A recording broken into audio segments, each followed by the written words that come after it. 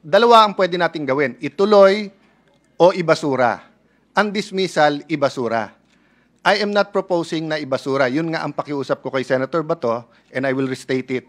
Yung ituloy, dalawang klaseng ituloy. Bukas, babasahin, and then i-issue yung summons.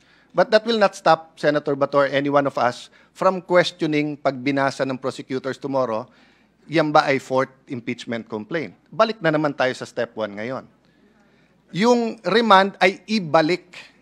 Ibalik sa House at maybe I can state it, Mr. President, no? So ang aking pong amendment ay ibalik sa House at ipa-certify sa House na number 1, including the circumstances, na hindi nila violate yung Constitution in entertaining more than one impeachment complaint in 1 year.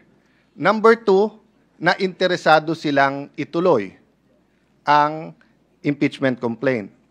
At pangatlo, yung pangatlo, Mr. President, is really the judges noong 20th kung anong gusto nilang gawin. So nasa atin yon, hindi sa House, no?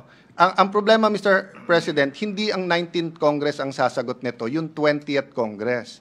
Kasi kahit sumagot bukas na gusto nilang tumuloy at i-certify nila, paano kung yung 20th Congress ibalik naman? So I'm open to an amendment to my amendment. I'm just saying I think there is wisdom now in not dismissing it.